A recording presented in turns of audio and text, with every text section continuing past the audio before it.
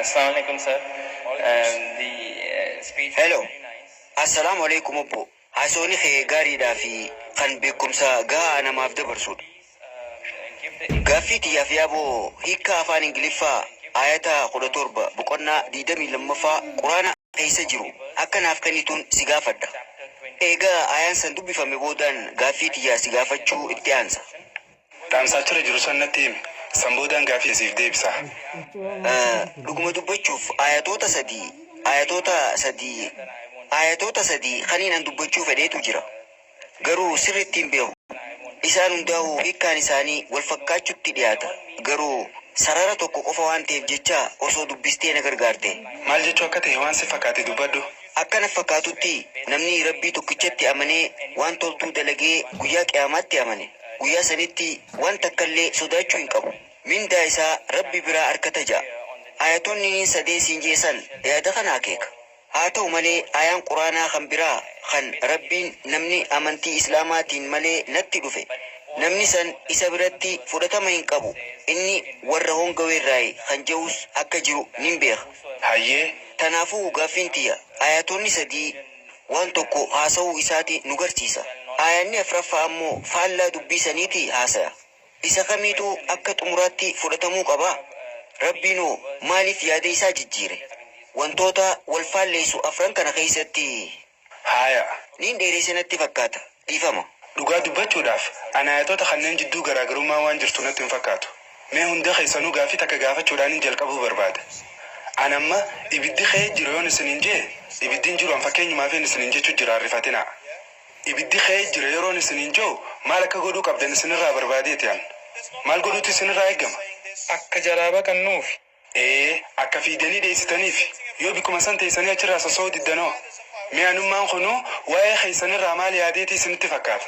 Osoon ani ibiddaatu jira siin jechaa jiru yoo sosoo diddee bikkuma san teesse dhugumatti na hin amanne jechuudha. Akkasimi dhugamoo soba. Mee gara ayataati hiikaa isaatu itti sanitti haa dhufnu.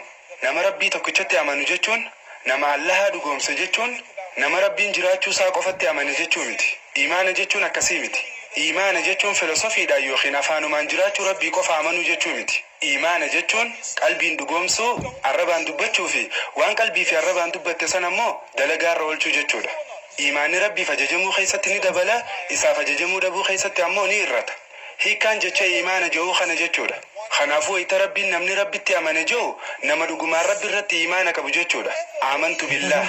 Kana jechuun waan Rabbiin jee hunda fudhachuu qabda jechuudha. Yoo waan Rabbiin jee hin fudhanne isatti hin amanne jechuudha. Akkasimi dhugamoo soba. Yeroo Rabbiin naaf ajajamuu qabda, naaf salaatu qabda, waan kanaa fi kana godhuu qabda siin jee ati ammoo waan inni si ajaje sanirraa waan takkallee yoo kan godhin taate hogguu sanatti dhugumaan Rabbitti hin amanini jechuudha. Akkumaan fakkeenya ibiddi kee jira jee isinitti himee isin ammoo humaa godhuu diddan sanitti dhugaan hin amanne jechuudha. Kanaafuu hiikkaan as bira jiru namni tokko dhugaan Rabbitti yoo amane battalumatti waan inni itti ajaje san dalagaarra oolcha.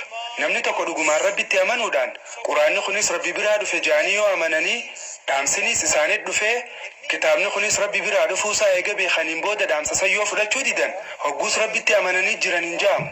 Yeroo sana ayaanni sanis waa'ee isaaniitii wajjin waliin qabatu. Waan Rabbiin jee fudhachuu waan didaniif dhaamsa dhufe waan kijibsiisaniif namoota Rabbitti amanan keessatti lakkaa'aman.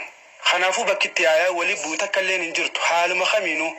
Kana jechuun namoonni duriis ta'e amma jiran Rabbiin tokkicha akka jiru warri amanan dalagaa gaggaarii hanga dandeettii isaaniitiin dalaganii waa'ee Quraanaa yoo kan hin dhagahin taate waa'ee ergamaa Rabbii waa'ee Nabi Muhammadii sallallahu alaihi wasallam humaa takkallee yoo kan dhagahin taate yoo namni akkanaa jiraate takkaahuu yoo namoonni akkanaa jiraatanii dalagaa toltuu hanga humna isaaniitiin dalaganii Rabbii tokkicha qofaatu jira jaanii amananii akkasuma isuma qofaatu gabbaramuu qaba jaanii amananii akkaataa beekumsa murtaawaa qaban irratti hundaa'anii dalagaa gaggaarii yoo dalagan Rabbiinis isaan hin zallamu.